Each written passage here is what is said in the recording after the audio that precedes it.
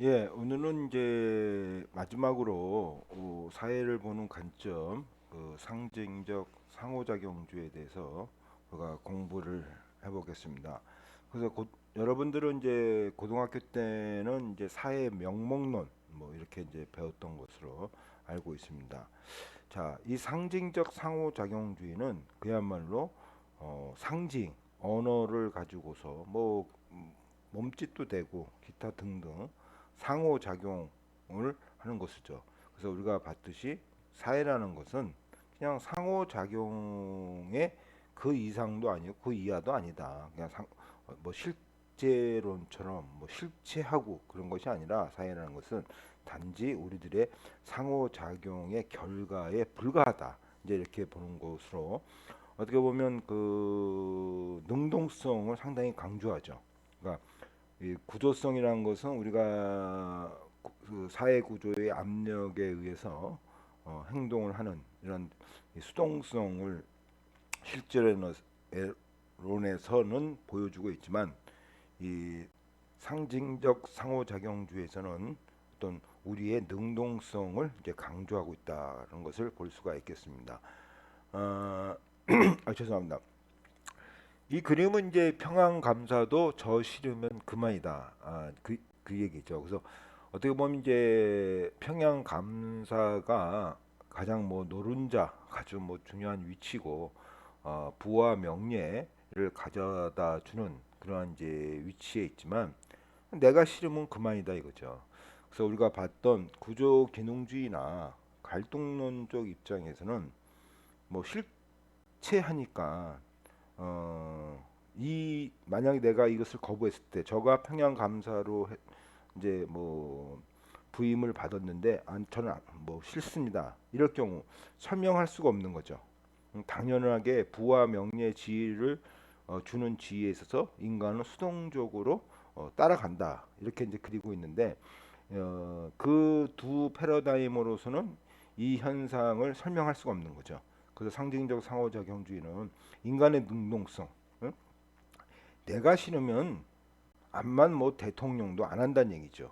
이게 이제 능동성을 강조하고 있다. 그래서 평양 감사도 저 싫으면 그만이다는 이런 상징적 상호작용주의에 의해서만 이제 설명될 수 있다는 것을 우리가 알 수가 있겠습니다. 그러니까 사회를 보는 관점에서 요 세 가지 관점이 섞일 때도 있고 또 한쪽 부분은 세 패러다임이라고 하시면 되죠. 그래서 패러다임은 비교될 수 없다. 그러니까 이제 토마스 쿤 이론에 대해서 한번 공부를 하면 여러분들이 좀 머리 아플 것 같아서 하여튼 시간 되면 한번 볼게요. 하여튼 그 토마스 쿤이라는 사람이 이제 패러다임이라는 것을 이제 이야기했는데 이 패러다임은 서로 비교 불가능하다. 이제 그렇게 얘기를 했습니다. 그래서 어떻게 다시 얘기해서 아직까지도 뉴턴의 패러다임과 아인슈타인의 패러다임이 뭐 한쪽은 뭐 물론 이쪽이 정상 과학이지만 그래도 뉴턴의 패러다임으로 설명할 수 있는 부분이 있고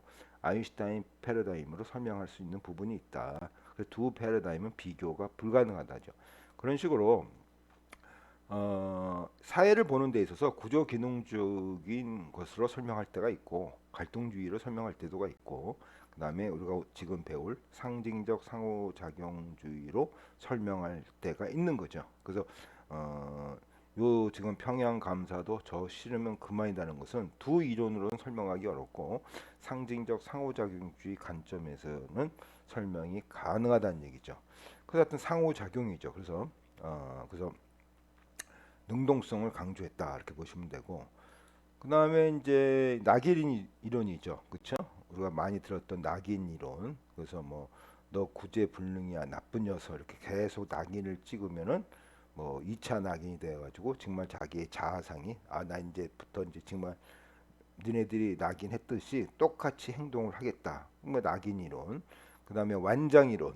뭐 지위를 주면은 우리 영화에서 보면 완장 차면은 뭐 180도로 바뀌는 거. 또 그 완장 이론의 연장선이 그 말 안 듣는 아이한테 선생님이 일부러 뭐 반장의 직책을 이제 주면은 아이가 모범생이 된다는 거, 뭐 이런 거 많이 볼 수가 있죠. 그래서 이 낙인 이론도 우리가 이 상징적 상호작용주의 설명이라고 할 수가 있겠습니다. 어, 더 나아가서 이 낙인 이론이 이제 만약에 사회 현상과 연결된다 그러면은 한 10년 전에 이 김포광 쪽에 일반 아파트 주택하고 임대주택이 동시에 들어섰어요. 동시에 들어섰는데 요 임대주택 아이들이 학교를 다니려면은 일반 아파트를 거쳐서 학교를 가야 되는 길을 건너서 가야 되는데 어 일반 아파트 주민들이 그 길을 막아버렸어요. 그 아이들이 삥 돌아가야 돼요. 뭐 여러 가지가 있지만 뭐 임대 아파트 아이들에 대한 어떤 낙인 그 가정이 그 길을 막아버린 거죠. 그래서 어, 그래서 그 이 낙인이 찍힌 아이들은 뭐 임대 아파트라는 낙인 그것 때문에 삥 돌아가야 되고 심지어는 뭐 그 슈퍼마켓에서 동네 큰 슈퍼마켓에서 물건을 배달하는데 임대 아파트는 배달 안 해주고 어 일반 아파트만 배달해주고 다 낙인 현상이죠. 그래서 이런 식으로 이제 사회 현상을 우리가 뭐 설명할 수가 있고 요즘에는 뭐 또 선별적 복지에 있어서 이제 낙인의 문제 이런 문제도 우리가 이 상징적 상호작용주의 낙인 이론으로서 설명할 수가 있고 기타 등등 뭐 많이 설명될 수가 있겠습니다. 자, 그다음에 이제 구성의 오류. 이제 구성의 오류라는 것은 그 개별적으로 참인 것이 모이면 거짓이 될 수 있는 현상. 이게 바로 이제 구성의 오류입니다.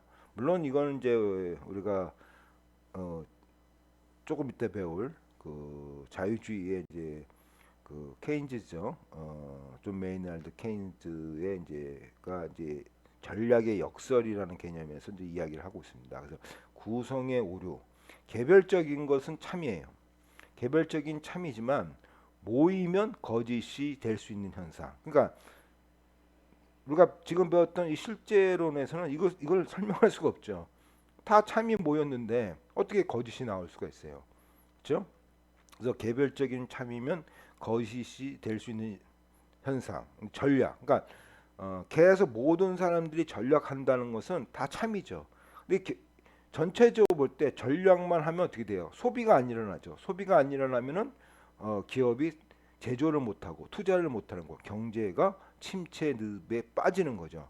그래서 여기 나온 대로 경기 침체기에서 개인의 입장에서는 소비를 억제하고 저축을 늘리는 것이 합리적이다. 그렇죠. 지금같이 코로나 사태에서는 이 소비를 억제하는 것이 합리적이지만 전체의 수요 기업의 생산 활동을 위축시키는 결과를 낳고 뭐 소비가 안 일어나니까 물건을 만들지 않는다는 얘기죠. 오히려 국민 소득은 줄어들게 된다. 이때 저축은 악덕이고 소비는 미덕이라는 역설이 성립하게 된다. 이게 전략의 역설입니다. 그러니까 이런 같이 구성의 오류 같은 것으로는 두 이론이 설명할 수가 없죠. 자, 또 우리가 한 거 무슨 이제 어빙 고피만의 이제 시민적 무관심, 이 상호작용적 반달리즘이라고 합니다. 그 시민적으로 무관심, 뭐 당연한 거죠. 여러분들 뭐 지하철에서 내가 앞에 앉은 사람을 빨간하게 한번 쳐다본다고 합시다. 예?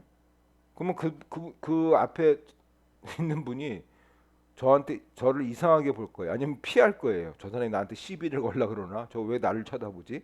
우리는 아파트에서 앞에 있는 사람하고 눈을 안 맞춰요. 이게 무관심이죠. 특히 엘리베이터 안에서도 여럿이 타면은 뭐 눈을 안 맞추잖아요. 안 맞추는 게 예의죠. 맞추면 이상한 거예요. 그래서 뭐 엘리베이터에서 핸드폰을 하든가 손을 안 맞춘다고요.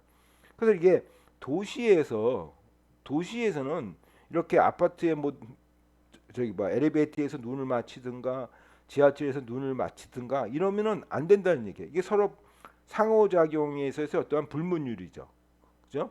그래서 이렇게 피하는 거, 이 시민적 무관심이 도시의 상호작용에 있어서 어떻게 조금 수단 목적적인 이런 상호작용으로 변해가는 모습을 이제 어빙 고프만은 시민적 무관심이라고 표현했고 이걸 상호작용적 반달리즘. 반달리즘은 파괴죠.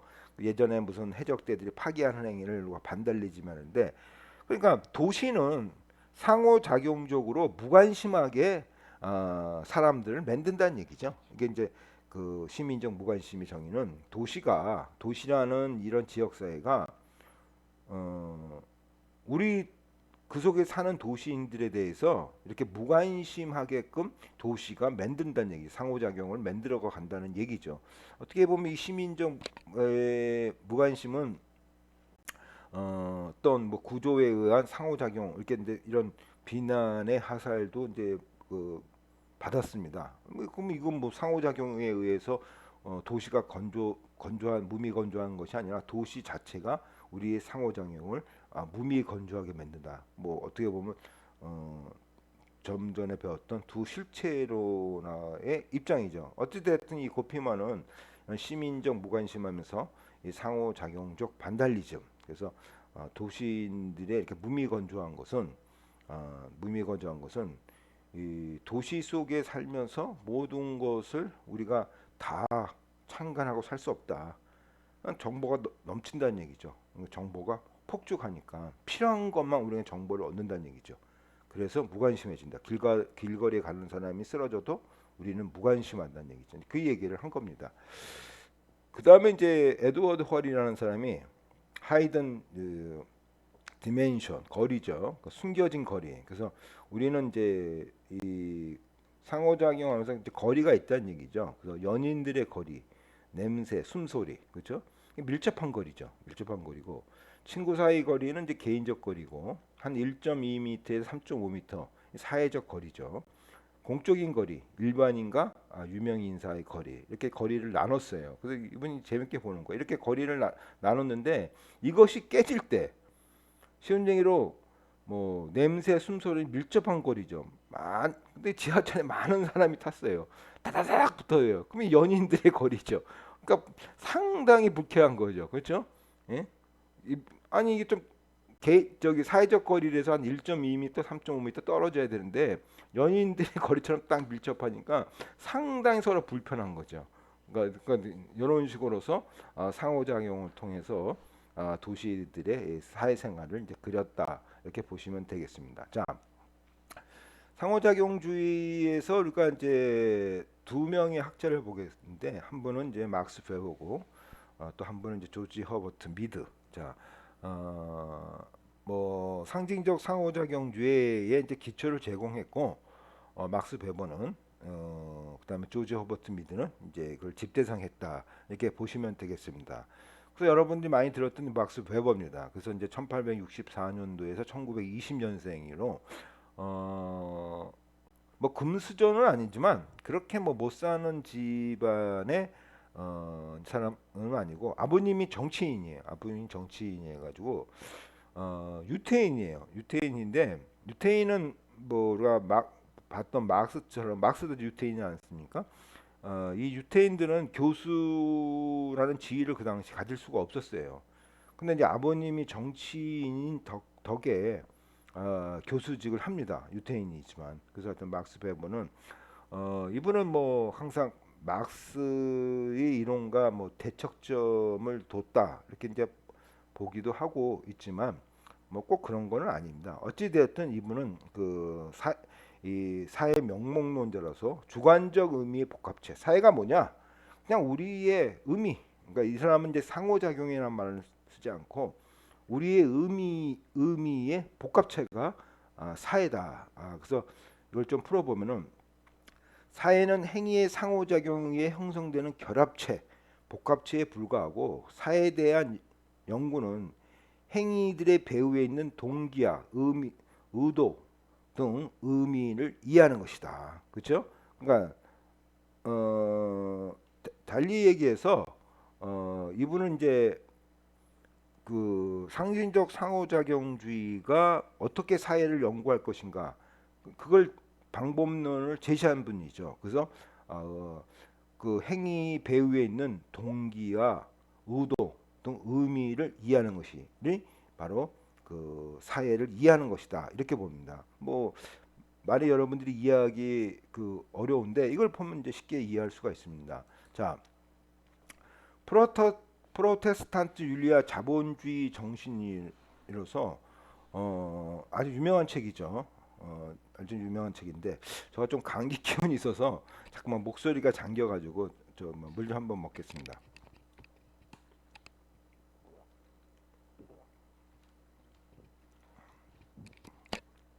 죄송합니다. 그래서 이제 프로테스탄트 윤리와 자본주의 정신에서 이제 관념론이죠. 이거 뭐냐면 막스는 우리가 봤듯이 자본주의적 생산 양식, 이렇게 생산 양식의 변화에 따라서 물질에 따라서 이 자본주의가 발생됐다 이렇게 이제 봤는데 막스 베버 2번은 아니다는 얘기예요. 관념에 의해서 자본주의가 탄생됐다고 봅니다. 뭐 때문에 프로테스탄트 윤리라는 것이 자본주의를 이끌었다는 얘기예요. 윤리가 자본주의를 탄생시켰다. 그러니까 어떻게 해요? 윤리라는 것은 관념이죠. 관념론자라고 우리가 볼 수가 있겠습니다. 자, 이분은 아까 동기와 의도를 이해해야 된다고 얘기했죠. 그러니까 사회를 본다는 것은 어떻게 무슨 뭐 생산 양식 이런 뭐 거창한 실체적인 개념이 아니라 우리들이 행동하는 동기와 의도를 의미하는 것이 바로 사회를 이해한다는 얘기죠. 그래서 우리의 행위, 자 프로테스탄트 윤리, 자 프로테스탄트 윤리는 어찌됐든 어 켈빈교죠. 이그 켈빈의 소총 의식을 여기서 얘기하고 있는 겁니다. 켈빈파. 그러니까 켈빈파가 지금 루터가 감리고 켈빈파가 지금 장로죠. 그러니까 소총 의식, 켈빈파가 갖고 있는 이 소총 의식. 자, 소총 의식. 자, 소총 의식이 뭐냐? 예정설이죠. 예정설. 이것은 뭐냐면은 누가 천당을 가든지 아무도 모르는데 예정은 되어 있어요. 예정은 되어 있어요. 이게 예정설이에요. 예전에는 뭐 이 천당을 갈 것인가 말 것인가 이건 신부님만 알고 있죠. 그 신부님이 천당 나중에 티켓을 팔죠. 이 구교가 아주 막 엉터리일 때 구교가 뭐 거의 아주 문란할 때 천당 티켓을 팔고 막 그러죠. 그래서 이제 그 켈빙은 소총 의식을 예정설을 들고 나오시죠. 근데 신교죠. 종교 계획이죠. 예정설이라는 것은 누구든지 천당에 갈 것인가 이미 예정되어 있다는 얘기죠. 이게 예정설입니다. 예? 그래서 그러면 우리는 어떻게 천당을 갈 것인가? 아무도 모르죠. 네가 암만 뭐 착한 일을 해도 넌 예정이 돼 있으면은 지옥으로 가는 거죠. 예정돼 있다는 얘기예요. 이건 오로지 신만이 안다는 얘기죠. 근데 우리가 인간은 내가 천당에 갈 수 있다는 그 예정에 가장 근접한 것은 근검 전략, 직업에 충실하면서 근검 전략, 그러니까 일을 하면서 근검 전략하는 소청 의식. 이것이 그 천당에 갈 수 있는데 그나마 가까이 갈 수 있다는 얘기죠. 이미 예정은 돼 있지만 저 사람이 천당에 갈 것이다 이렇게 예정된 사람은 직업을 가지고 근검 전략하는 소청 의식이 있다는 얘기죠. 그렇죠? 그래서 천당에 가고자 하는 이 소청 의식이 원인 또 수단이죠. 그렇죠? 주관적 의미를 봅시다. 자, 목적은 뭐예요? 목적은 내가 천당에 가고자 하는 목적이죠. 수단이 뭐예요? 아까도 얘기했지만 예정설. 나는 이미는 예정돼 있어. 그러나 내가 그 예정자라고 만약에 증명할 수 있는 길이면 그죠? 아무도 모르죠. 죽어야만이 아는데. 그래서 이 사회에서 내가 그나마 예정되었다고 할 수 있는 것은 직업에 가져서 소청 의식을 하고 근검 전략하면은 너는 그래도 예정된 사람이 예정된 사람일 거라고 간주할 수 있다는 거죠. 이게 수단이죠. 그래서 소청 의식이 한마디로 수단이 되어 가지고 천당에 가고자 하는 목적, 어? 목적에서 사람들이 근검 전략했다는 얘기죠. 그렇죠? 근검 전략. 이게 주관적 의미죠. 그냥 사람들이 야, 자본주의가 탄생한 거는 아까도 얘기했죠. 그 사람들의 행위에 뭐 동기, 의도 등 의미를 이해하는 것이다. 이렇게 이제 막스 베버가 이야기했죠. 그러듯이 천당에 가고자 하는 목적, 그다음 수단이 뭐냐? 소청의식, 그렇죠? 소청의식. 그것이 그래서 이 소청의식이 수단이 돼서 천당에 가는 목적으로 열심히 일을 한다는 얘기. 이 수단이 뭐라는 얘기야? 수단이 바로 근검 전략하는 것이 바로 결과가 이루어지는 거죠. 결과가 돼가지고 자본주의가 탄생되었다는 얘기죠. 그러니까 천당에 가고자 하는 목적이 소청 의식이라는 수단을 가져왔고 그 수단이 자본주의 결과를 가져왔다. 그렇죠? 그러니까 목적은 뭐예요? 목적은 원인이죠. 그러니까 크로스로 되는 거야. 크로스. 이 크로스로 됩니다. 그래서 이 크로스로 돼가지고 이걸 내가 아예 학생들한테 표시해놓고 잘못했는데 이게 크로스가 됩니다.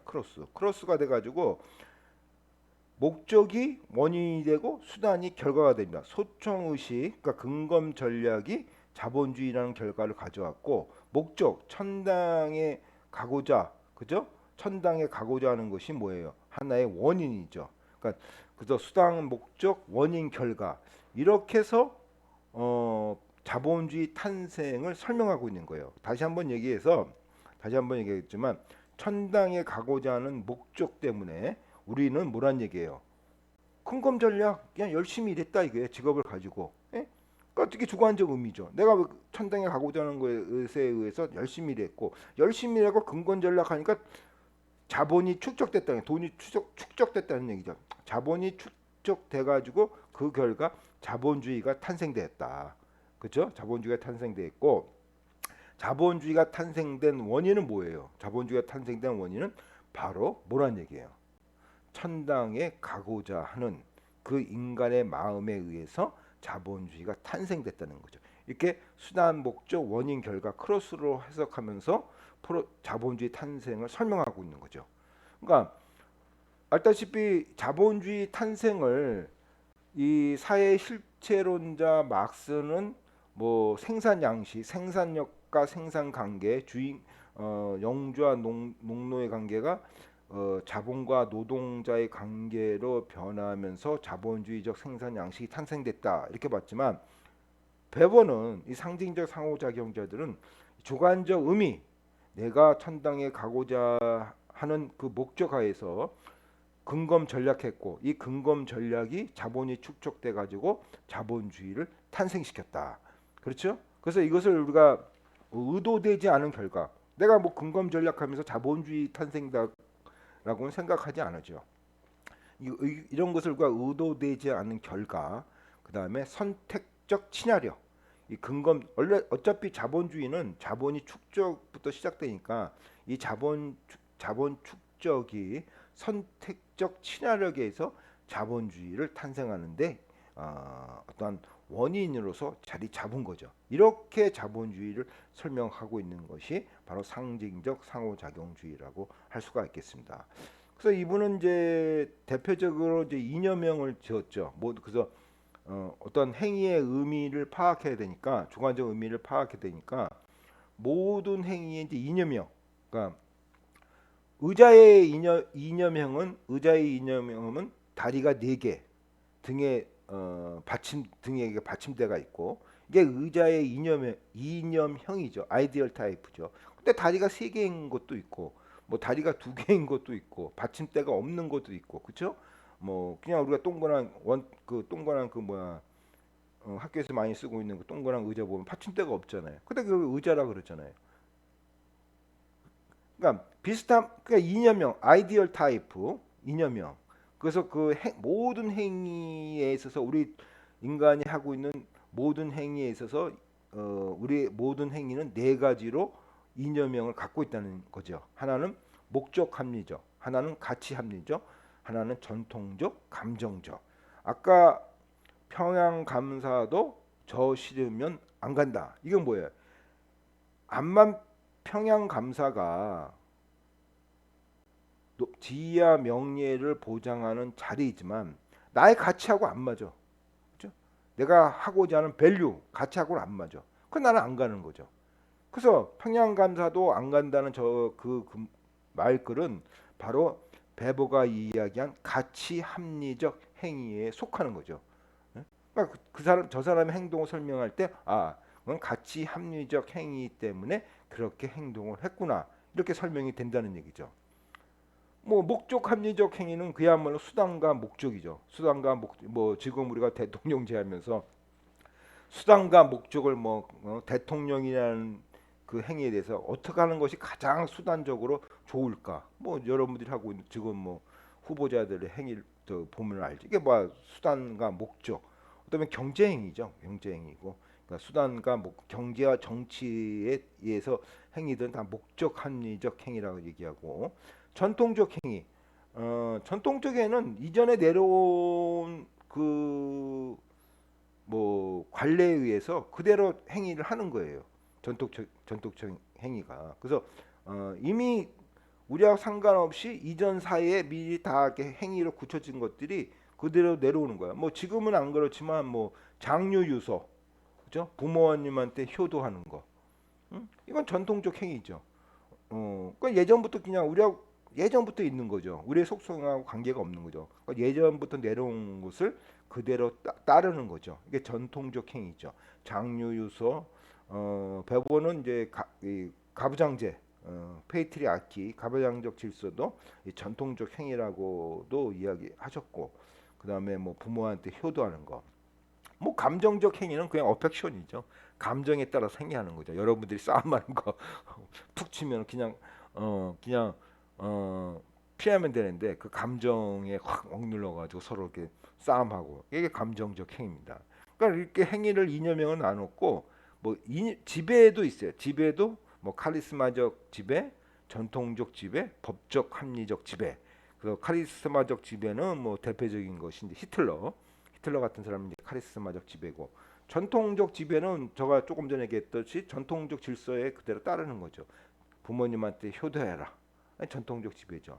법적 합리적 지배는 그야말로 법에 의해서 지배를 하는 거죠. 그 다음에 효율과 효과에 의한 어떠한 이 효율성 이게 합리적 지배죠. 그래서 보통 우리가 또 합리성도 이 사람이 이념형을 나눴는데 뭐 그건 다 볼 수는 없고 그냥 가치 합리적 행위는 이제 실질적 합리성이라고 했고 목적 합리적 행위를 이제 실천적 합리성이다. 이렇게 그래서 이번에 대표적으로 이념형으로 행위, 지배, 합리성 이렇게 나눴습니다. 그래서 이분은 뭐 사회가 거의 이제 합리화되면서 이제 관료제 조직화된다. 그래서 관료제 조직화되면서 분업이 일어나면서 관료제 조직하면서 어떻든 관료제 조직은 조직의 목적을 가장 적절하게 달성하는 것이 목표죠. 그럼 뭐 이게 가장 분업이죠. 분업에 의해서 되면서 아이런 케이지. 그러니까 우리가 한번 설명했죠. 아이런 케이지 해가지고 철장에 갇힌 우리. 그러니까 분업에 있어서 거의 갇혀서 살고 있는 거죠. 그러니까 특히 공무원들 보면 자기가 맡은 조례와 규칙에서 벗어나지 못하죠. 조례에서 규칙에서 벗어나지 못하고 그거에 맞춰서만 행동을 하는 거죠. 그래서 우리가 공무원들은 리튜얼리즘, 의식주의자, 의식주의자. 그러니까 수단과 목적을 해서 이제 행동할 때 이 사람은 목적은 상관이 없고 오로지 수단, 조례와 규칙만 지키면 돼요. 공무원들 여러분 인터뷰할 때 가만히 보세요. 뭐 조례 그런 거기에 맞는 조례가 없습니다. 그리고 거기에 맞는 뭐 규칙이 없습니다. 이분들은 조례와 규칙에만 매달려요. 응? 목적하고는 상관이 없어요. 그래서 이게 의식주의자죠. 그냥 목적하고 상관없이 뭐 그냥 그 조례와 규칙에만 매여 사는 거죠. 이게 이제 의식주의자이고 이런 분들을 우리가 아이런 케이지라 그러죠. 철장 속에 갇힌 뭐 인간. 뭐 이렇게 이제 베버는 이렇게 그러니까 쉬운 얘기로 이렇게 뭐 목적에 맞지 않는 공무원들이 왜 행위를 하냐?